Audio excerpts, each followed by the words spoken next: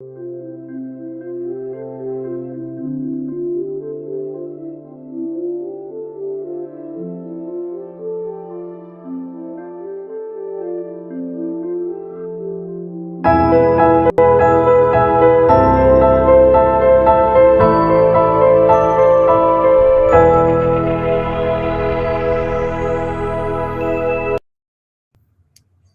my, it's always a surprise.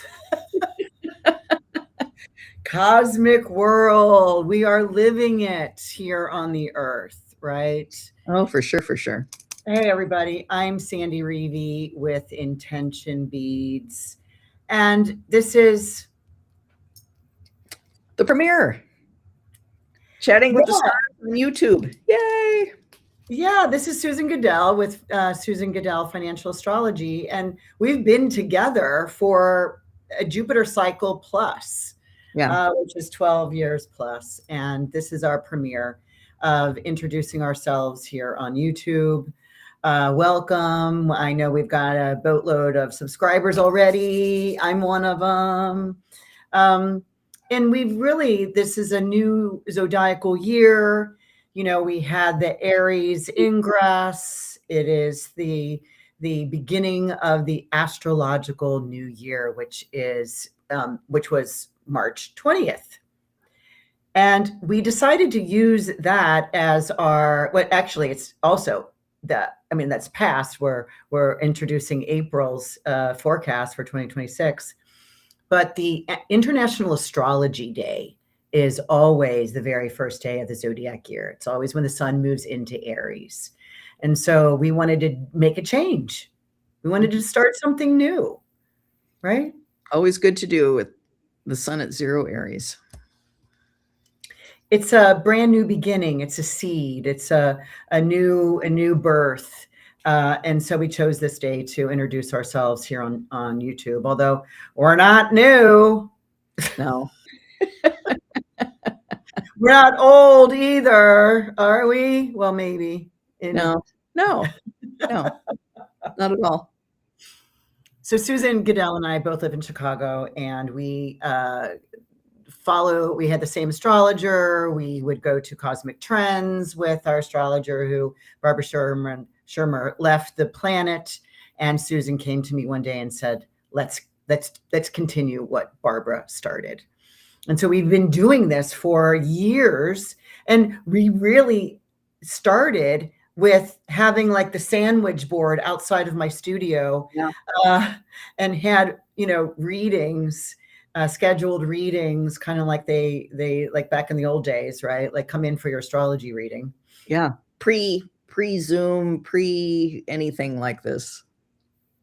And then the internet got savvy, and so did we. And we started doing in-person videos, right? We'd have groups of people here at my studio, and you and I would be on, and we would be talking about the upcoming astrology for the month that we're moving into. And then we went and we stopped that. And then so we've done many iterations. Because COVID happened. And that's right, that thing. Yeah. We haven't been together to do these since COVID. No, and it works for our schedule. It works for us. It works for you. But what we haven't changed is the cheat sheet. Yeah. The Chatting with the Stars cheat sheet. This depends on how many aspects are going on for the month. But this is an 8-page. This has got a little bit going on this month. Yeah, there's a lot happening in April. So we put this together for you, which, you can go to this, download the cheat sheet. It's $5. It keeps us moving forward and keeping this active. But there's every day that there is something going on. Now, not every day of the month, but sometimes there's 2 or 3 things going on astrologically when there is a transit. Transit is either a conjunction, a sextile, a square, a trine, or an opposition. And so we talk about those. And there's always what Sandy says and what Susan says. But what we do in our live here, our recording, or us showing up, is that like live talk? So if you have this in hand, then you can write some extra things that we'll talk about in our, about an hour period of things that we discuss. So we are happy to be here and on YouTube and having this be a complimentary offering from Susan Gidel and Sandy Rueve. Yeah. So enjoy and come visit, and you'll be able to easily go back and see too any other month that you want to take a peek at. And hey, what did they say about blank? Well, yeah, like what did we say about blank? Like the Mars square Uranus that we had February 27th. Yeah. And what did we say about the second, the lunar eclipse that we had on March 3rd? Yeah. Mm-hmm. We said some big things there, and sure enough, big things happened here on the Earth. Yeah. Right. And so the sky is a reflection of what is occurring down here on the Earth plane. And so we are both practicing astrologers.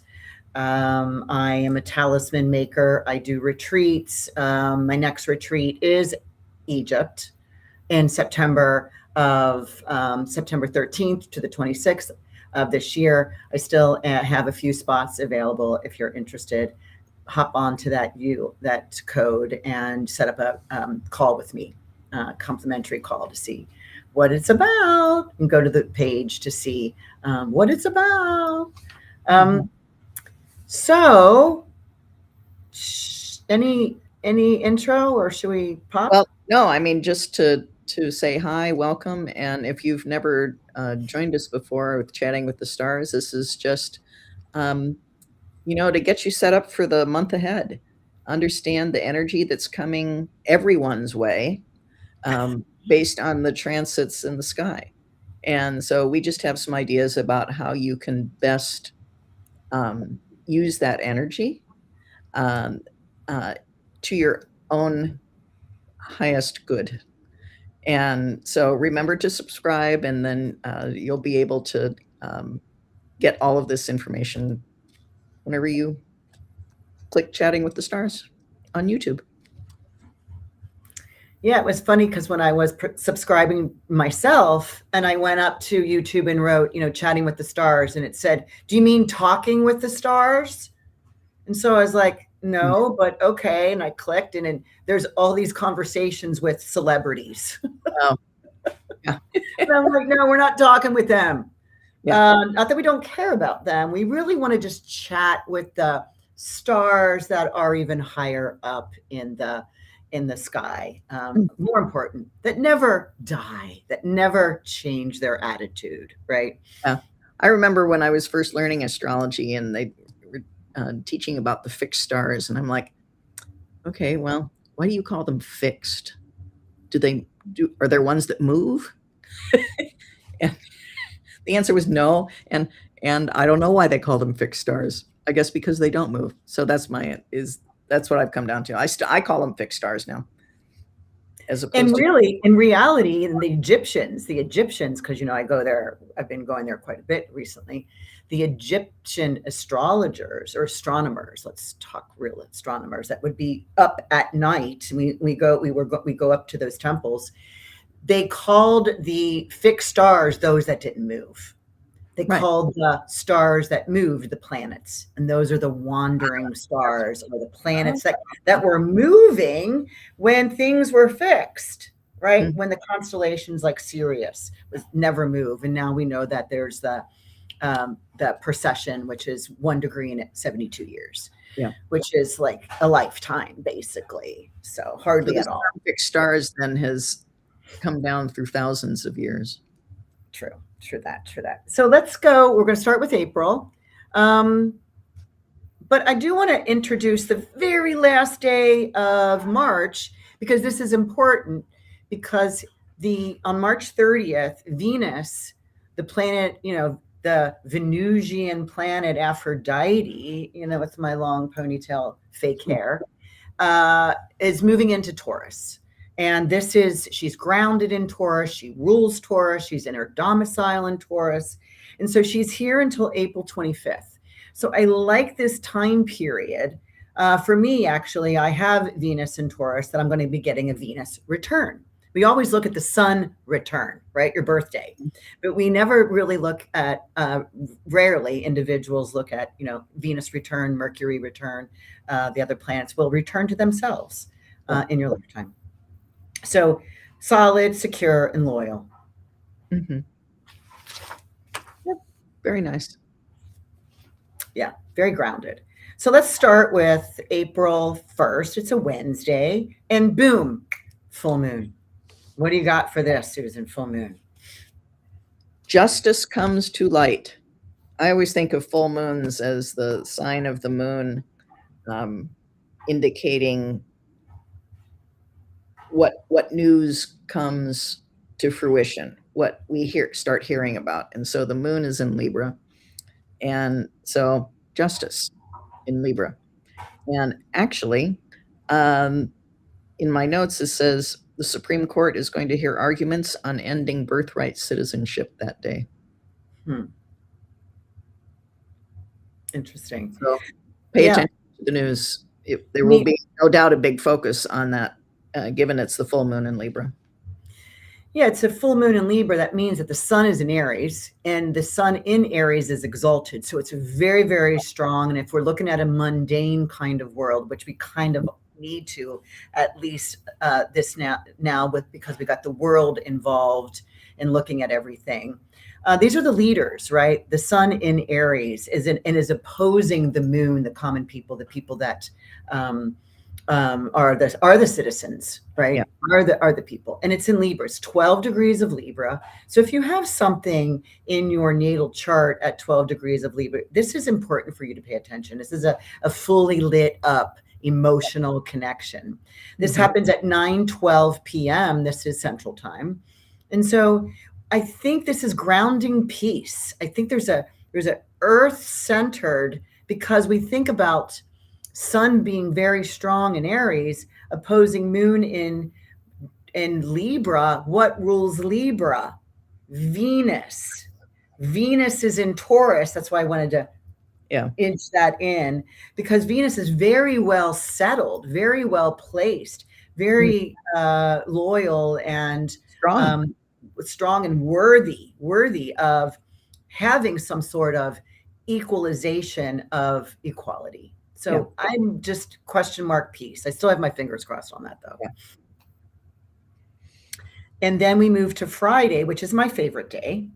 And we have that all listed. When's my favorite day, Susan's favorite day. I always have a conflict day, and I always have an astro interesting day, which is kind of an unusual set of circumstances in the sky. But let's go to Friday the 3rd, my favorite day, which is this Mercury is making a trine to Jupiter. Now, this is the third and final pass. Remember, Mercury's been retrograde. And I want to pause here for a second, because we did forget to say all planets are direct. Oh, yes, all month. Seriously, let's pause for that for a minute, even though we're not pausing anymore, because there's no retrogrades, there's no stations, there's no stationing to direct. Yeah. All planets are moving forward. There's always a small little window of period in a year that there are no planets retrograde. And we are now from March 20th to May 5th. So the entire April is moving ahead, chug, moving ahead. But because this is my favorite day, the Mercury trine Jupiter is about all commerce, and it's with reception. So it's all commerce, it's flowing again. Again, I see my fingers crossed. Details make a big production. So it does look like, we've been hearing about a 15-point, agreement. It just sounds like this may have a, this April 3rd may have some good data for us. Well, that would be nice. But I see that time as Mercury messaging, communications, trining Jupiter. So sending messages to a big audience. So even though, and it depends on the business you're in or whatever you're doing, but do remember that it's Good Friday. I work in the financial services business. All the markets are closed on Good Friday. Nobody works. So, if you're in that field, no. But maybe others are more appropriate to send out a big message on Good Friday. And then at the same time, Venus is squaring Pluto that day, which once again, with the markets closed on Good Friday, there could be some negative news over that long holiday weekend from a financial perspective because of the square between Venus and Pluto. They're together. They're always it always brings to mind big money, and in a square there could be tension about that when on a day the markets are closed. Yeah, we've been watching some volatile movement, right? And for me, I use Venus. You're the financial astrologer. Not that I'm the relationship astrologer, but I use that as beauty, relationships, friendships, pleasantries. And this is just need. Are you needy, or are you needy to obsessive? Because it's like, just calm down on this day. Like you said, it's a Friday. People take the day off. They might walk steps. There is some sort of ritual, possibly. Check that you have all you need, because that's the key word, need, right? It's not want. Need is spelled, NEED. This is want is WANT. And it's, you have everything you need. We always do. Right? It's the want. So Pluto might want that fingers in. I want more. This isn't enough. Yeah. But you have it. Calm down. Calm down. Sunday, the 5th, is Easter. We have the sun, very strong sun. Again, sun in Aries, exalted. And actually, anybody that's here that wants to learn astrology, we do, offer these kinds of, by repeating exaltations or domiciles or falls when we have a planet there. You'll learn this way. So the sun in Aries is making a square to Jupiter exalted in Cancer. And so these are very strong placements. Get out to explore, go far, go big, but be careful of going too far, because you got to get back to the main point. You don't want to overpromise or over project. Yeah. And similar comment from me is about being generous, be Jupiter-like, but don't go overboard because of the square. So when the plate passes on Easter Sunday church, be generous. Yeah. Don't take, tithe. Wednesday the 8th, we have Mars. Mars is still in Pisces, not real strong there. Unless you have a night chart, but it's sextile to Uranus in Taurus. And this is it. This is at 29 degrees. Uranus is almost done with Taurus for 7 years. And so this to me is a forced change. This is a focused individuality. This is new situations rise for action steps. But there's action steps to end something because it's at 29. So it's a how do you begin, but you got to end. And I like to use the Pisces energy from Mars to be unpredictable, the Mars Uranus type connection that is just inherent in whenever they get together. But with Mars and Pisces, to do that in a good way, to do that in a pleasant, kind way. Very compassionate, very empathetic. Yeah, sweet. Yeah. Mars, sweet. Maybe sweet and sour. Maybe hot and spicy. Hot and until Thursday when it moves into Aries. Just the next day, Thursday the 9th, is Mars moving into Aries by 2:30 in the afternoon. This is actionable steps. Take aim, throw that dart. You're getting closer to your mark every moment. But practice for the next 6 weeks, because that's how long Mars will be in Aries. Very high energy. What are you going to do? I'm going to move states. Yeah. And likewise, Mars moving into its ruling sign of Aries is in a month where all the planets are moving forward. To have Mars move into its let's go sign says, really, go. Yeah, and if we looked at a chart, there's so many planets in Aries. You know, there's just if there's anybody being born right now, we'll have this massive stellium in Aries, right? Because we know that Saturn and Neptune are here for some time, right? In Aries. All right, let's go to Monday the 13th. We have two things going on here. The first one is Mars, boom, conjoins Neptune at 2 degrees of Aries. So this is expressive emotion. Pressing issues need attention. Even if you don't know how to complete them, consider them before you act them out, because the Neptune might be, which direction should I go? But things need attention, right? Because it's Aries. Right. There's an urgency to complete something. What do you got? I'm quoting the Wizard of Oz, I think, when I say, be a good deed doer with Mars conjunct Neptune. You know, tap into the compassionate humanitarian side of Neptune and do something good. My memory of the Wizard of Oz is like, don't look behind the screen. That is not a man back there. I think this one is from when the Tin Man is getting his heart or something. Good deed doers. Yeah. Okay. I liked it when the lion got his courage. Yeah. I'm a Leo rising. Can you tell? Also, same day, we've got the two benefics, Venus in very strong and in domicile in Taurus, making a sextile, an opportunistic approach to Jupiter in Cancer that is exalted.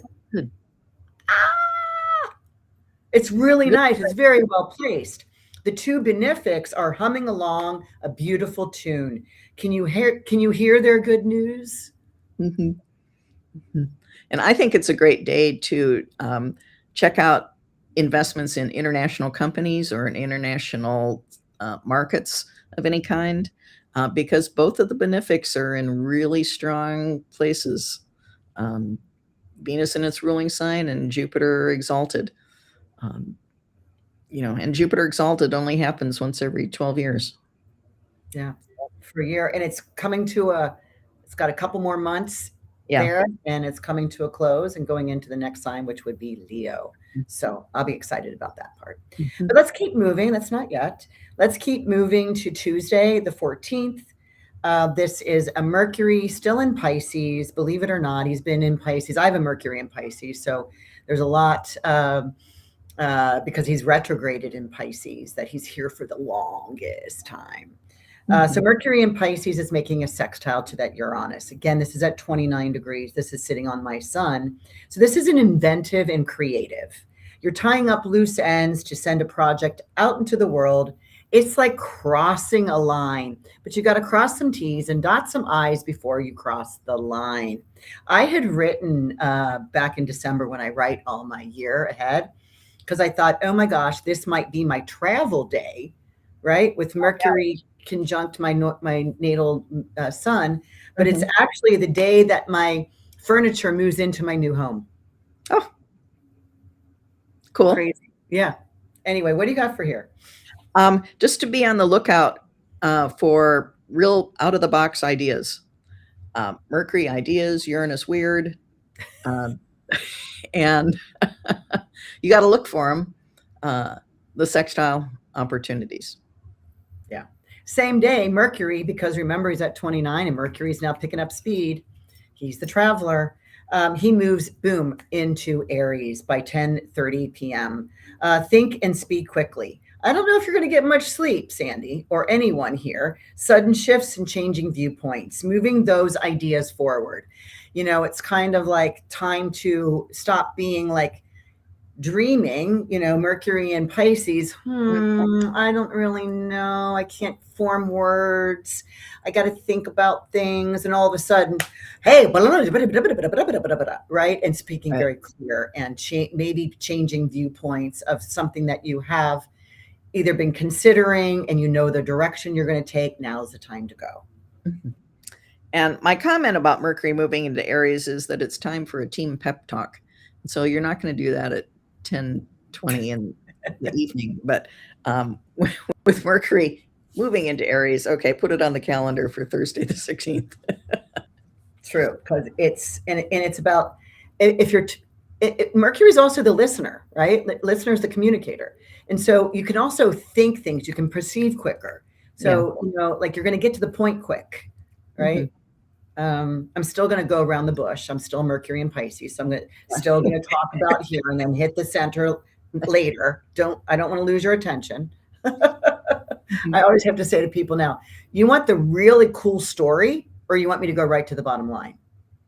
And then they'll say bottom line. I'm like, well, I got to tell you the cool story. So they don't really have a choice. She's not lying about this. That's why you and I have a date on Saturday for me to tell you the long story. Anyway, here we've got, this is Thursday the 16th. Yeah. Mars, very strong Aries Mars, is making a sextile to Pluto. And I know what you call these, and I'm sure you're going to tell me that when you get here. But this is physical energy abounds. It's deeply commit to a life-changing project. And what? Make it you. Make a life-changing commitment that you're excited to start. Start it now. Yeah. Mm-hmm. And similar vein, my take on it was to work toward important transformative goals.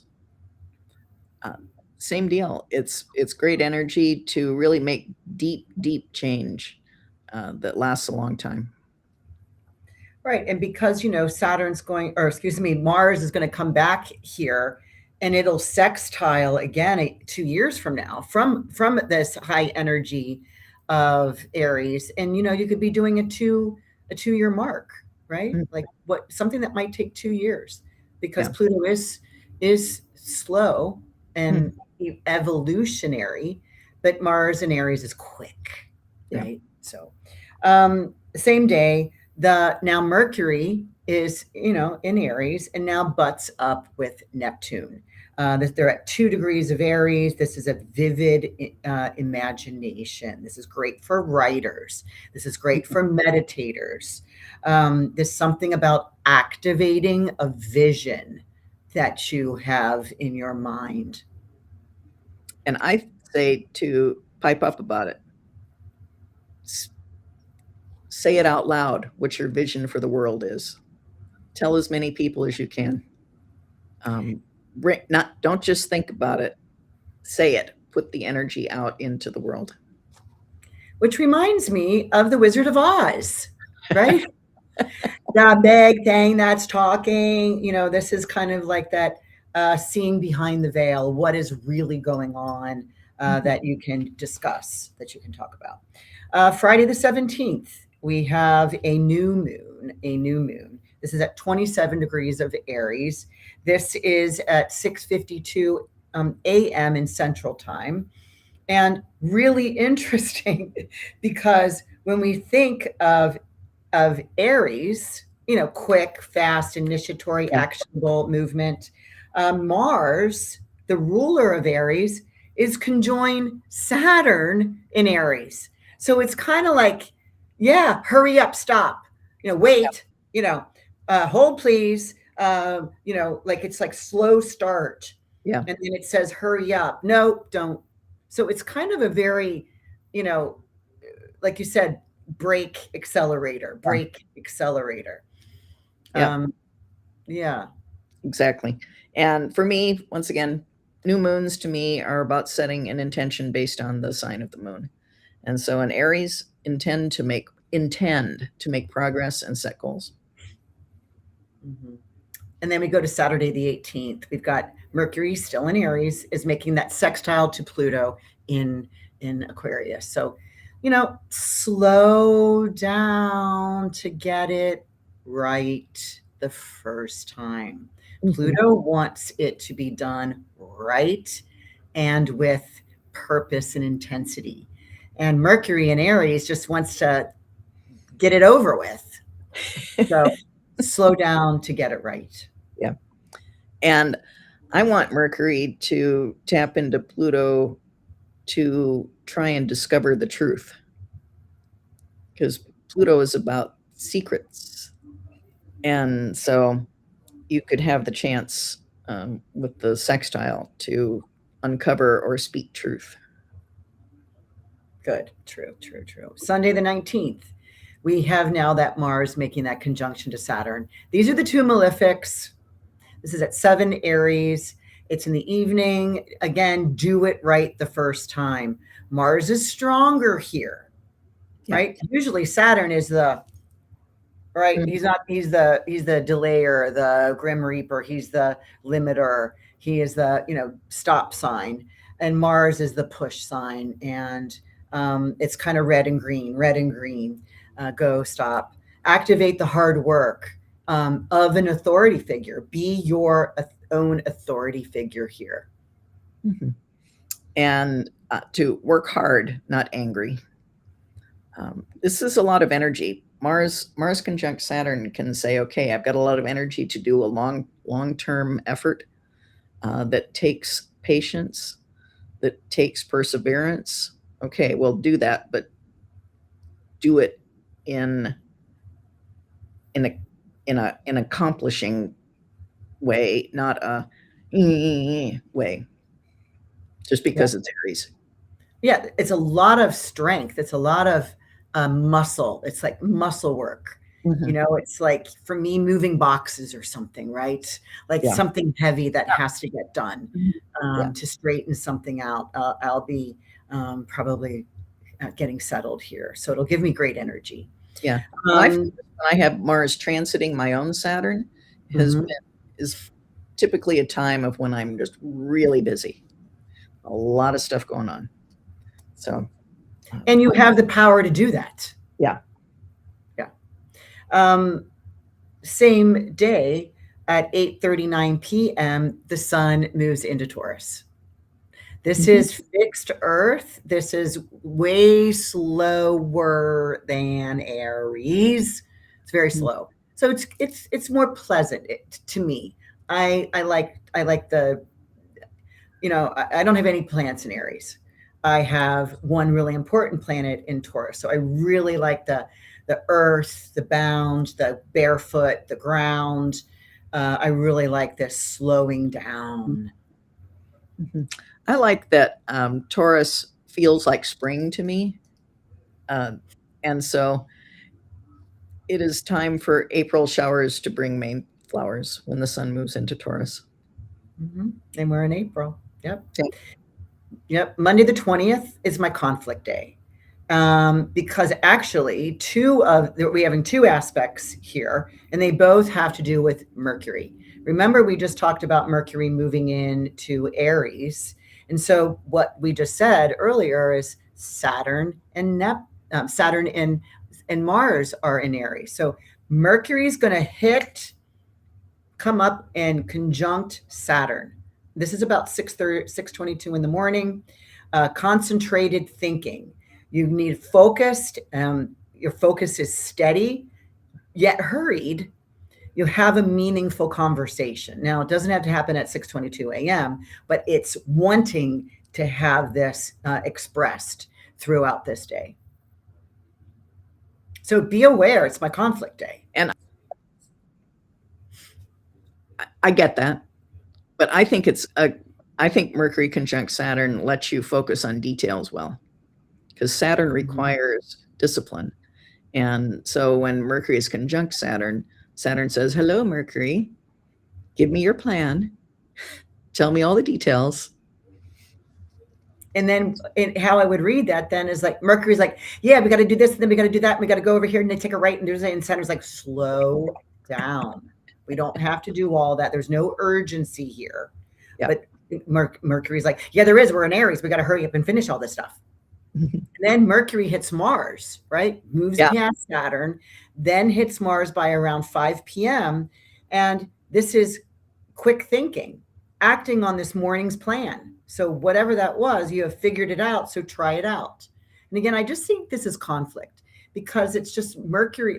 There's like an abruptness here. There's a hurried and urgency that if you're driving, because Mercury is the driving planet or the speaking planet, watch what you're saying here. Don't act rash behind the wheel. Don't act rash or hurtful or screaming, yelling, because you're quick and somebody isn't. Yeah. And this is a Monday, so maybe best not to schedule a lot of important meetings this day, unless you like to have arguments. But that brings me to Mercury conjunct Mars, which to me is like the primo transit for doing debate. You want to fight about it? Okay, let's go. And really, this would be where they're over talking one another and nobody is even opening their ears to listen. Yeah. But and blah, blah, blah, blah, and then they and they're exhausted. Yeah. And still nobody heard what you had to say. Right. Thursday, the 23rd of April, we have Venus. Remember, she's sweet, and she is making that conjunction to Uranus. This is the last time they're going to meet. This is at 29 degrees of Taurus. So Venus is meeting up with, and it just, to me, this is a culmination. It's a turning point around love, finances, social freedom, self-worth, and security. And this is my favorite day. Yeah, that's because it's conjunct Uranus and Taurus. Venus is money, Uranus is astrology. And so my goal then is for everyone to learn financial astrology, begin on this day. And add to your wait list. Yeah. No, don't add to my wait list.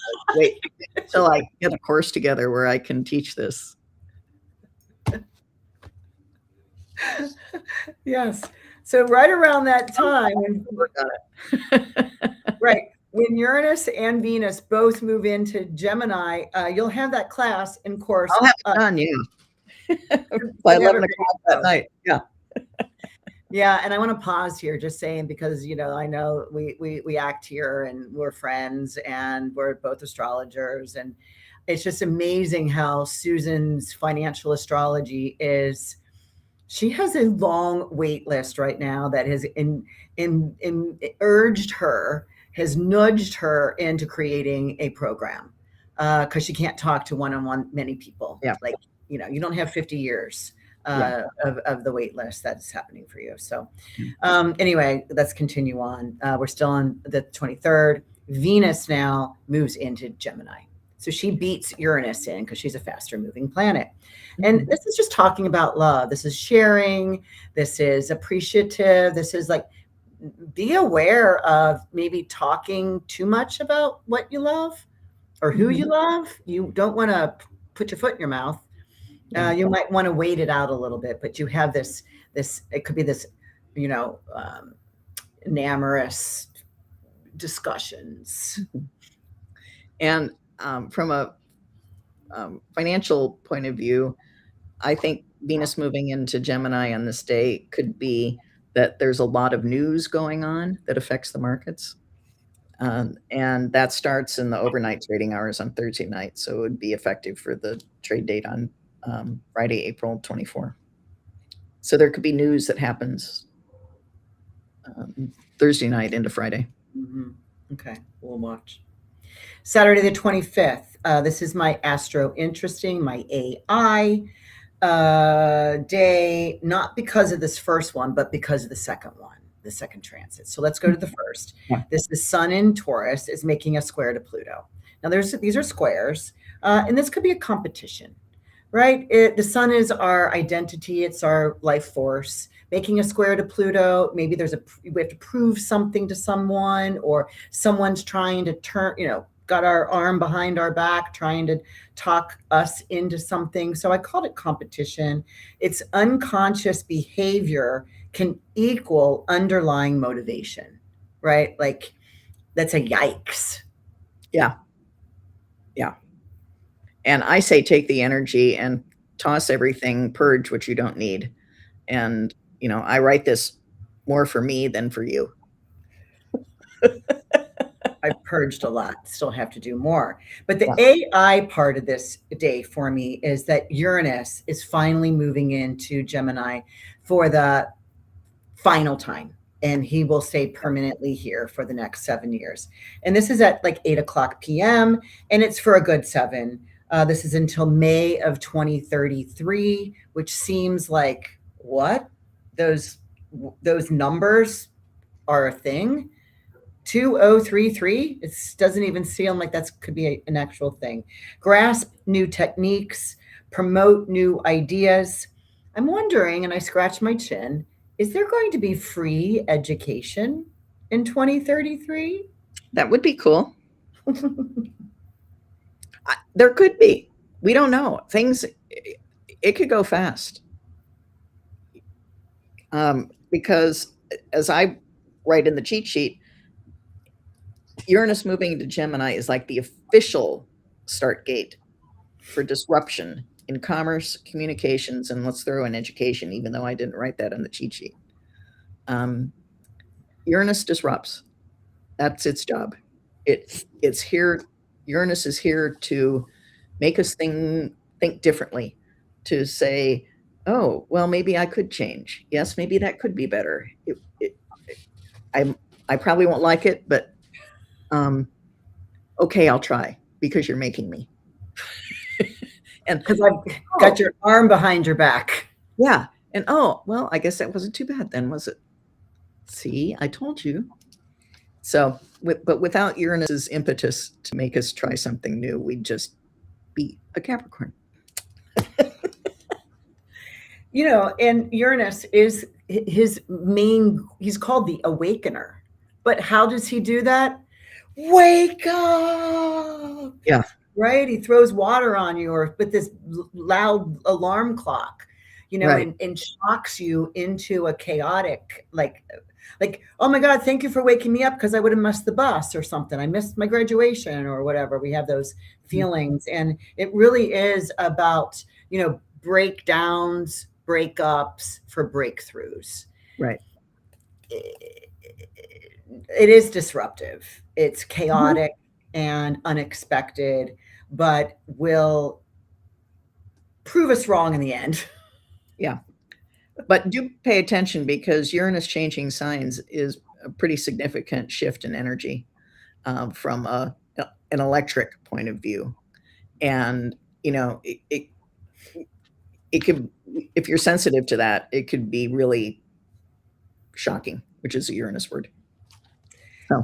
And really for any Geminis, for any suns in Gemini, any planets in Gemini, for Gemini risings, there is a lot. I know Alex is a Gemini rising. Because did I tell you, Susan, I thought she was born at a certain time and moving, I found her birth certificate.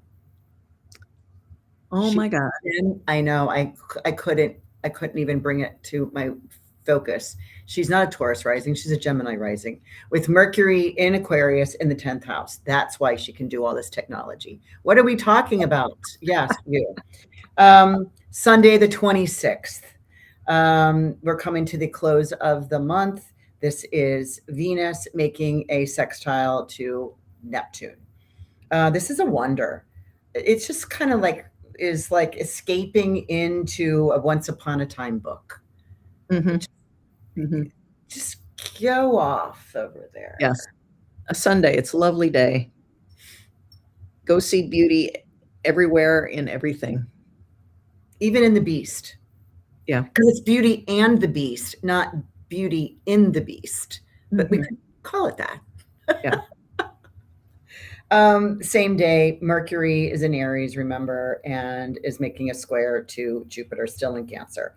So, talking too much, try listening to gain more information. It's like ask Alexa, a million questions. She'll probably answer you right now. So,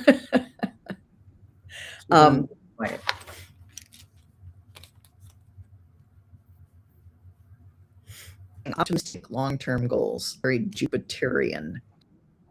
about thoughts and ideas. Optimistic. Yeah, See the future. I like that. Yeah, I like that. Tuesday, the 28th, it's our last aspect for the month. And this is, Venus is making a trine now to Pluto. Venus trine Pluto, purposeful get-togethers, deep discussions of friendly souls. It's great for understanding new perspectives. And we could flow right into my comment about that. Because this is the first day of a 2-day Fed meeting.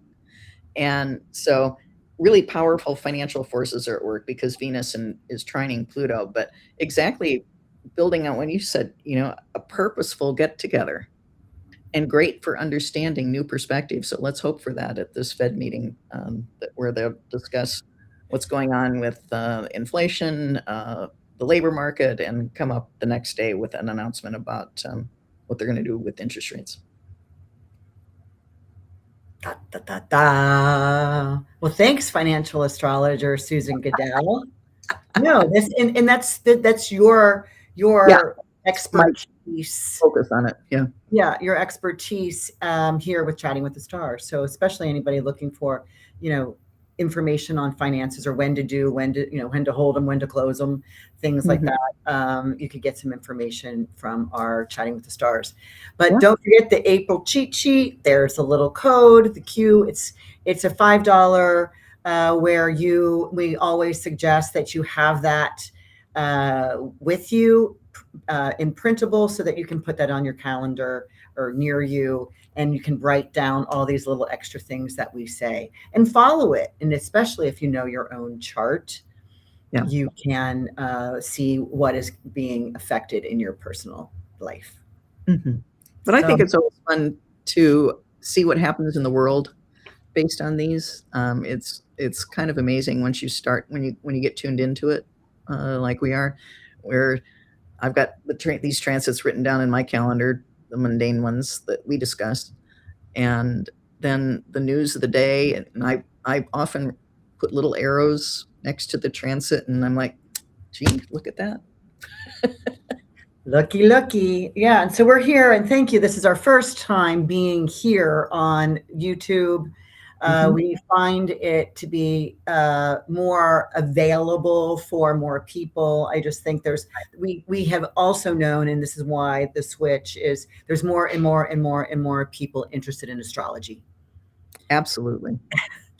And we want to get to be able to approach more people. So this is the way. So if you're interested in booking a reading with us, we do you'll just take a picture of that little thing right there and take a look, and Susan and I we can be together. And that's look, you're not wearing the same sweater.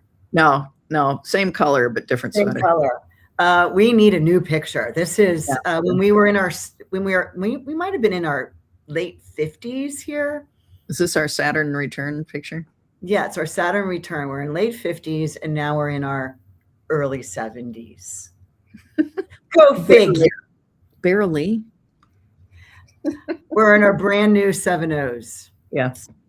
Anyway, thank you for being here, everyone. We look forward to seeing more of you and you more of us, and we'll be back here for our May, and I'll have a different background. You will. And so we'll look forward to seeing you in May for 2026. Okay. Remember, all the planets are moving forward all of April, so go for it. Go for it. No peeling back.